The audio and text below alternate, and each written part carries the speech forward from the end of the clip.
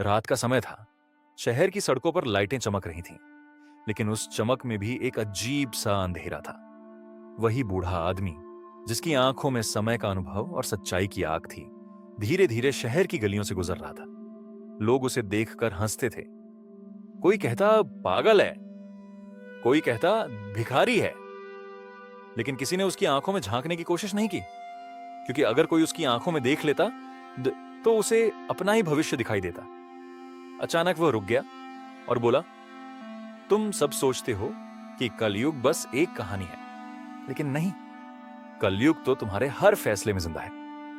पास से गुजरते एक युवक ने हंसकर कहा, बाबा, यह 21वीं सदी है, यहां विज्ञान चलता है, भगवान नहीं। बूढ़ा मुस्कुराया, बेटा, विज्ञान इंसान को ताकत दे सकता है, लेकिन इंसानियत नहीं।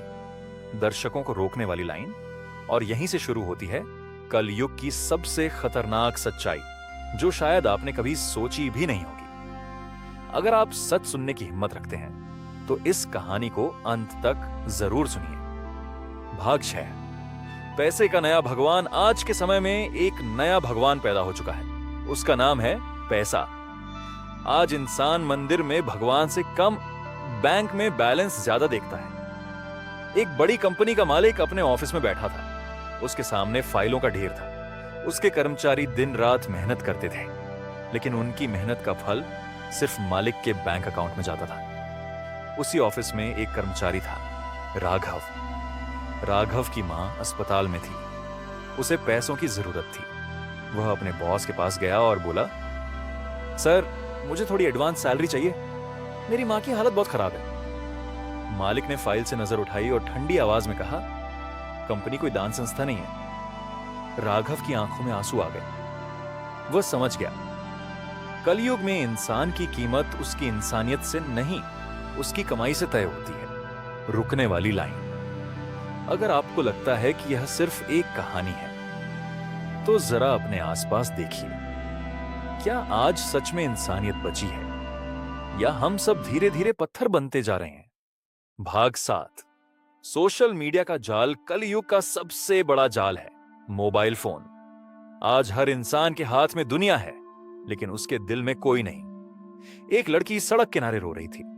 उसके पास से सैकड़ों लोग गुजर रहे थे। कुछ ने वीडियो बना लिया, कुछ ने फोटो ले ली, लेकिन किसी ने उसका हाथ पकड़कर नहीं पूछा, क्या हुआ? बूढ़ा आदमी दूर खड़ा यह सब देख रहा था। उसने धीरे से कहा, यह वही दुनिया है जहां दुख भी अब कंटेंट बन चुका है।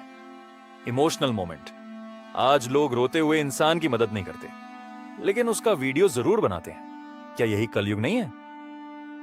भाग 8। परिवार का टूटना। एक समय था जब परिवार एक साथ बैठकर खाना खाते थे। आज हर कोई अलग अलग कमरे में अलग अलग स्क्रीन देख रहा है। एक घर में पिता डाइनिंग टेबल पर बैठे थे। उन्होंने बेटे को आवाज दी, बेटा, आकर खाना खा लो। बेटे ने कमरे से जवाब दिया, डैड, मैं ऑनलाइन गेम खेल रहा हूं, दाऊं। पिता ने धीरे से थाली हटा दी। उनकी आंखों में आंसू थे, क्योंकि उन्हें समझ आ गया था, अब इस घर में दीवारें हैं, परिवार नहीं। भाग 9।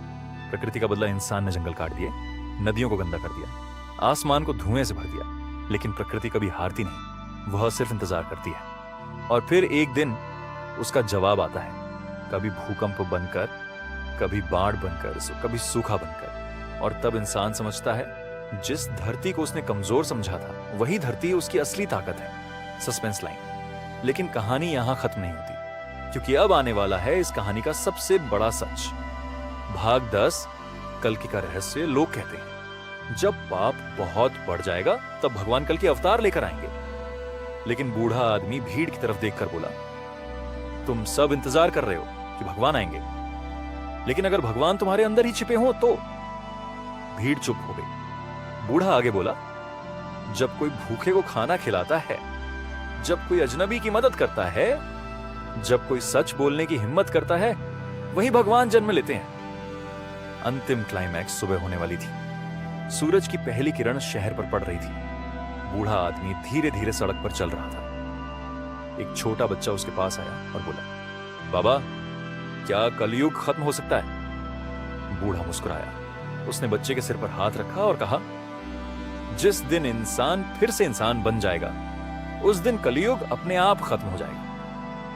धमाकेदार एंडिंग यूट्यूब के लिए। और अब मैं आपसे एक सवाल पूछता हूं, क्या आप इस दुनिया को बदलना चाहते हैं, या फिर आप भी उसी भीड़ का हिस्सा बनेंगे जो धीरे धीरे विनाश की ओर बढ़ रही है?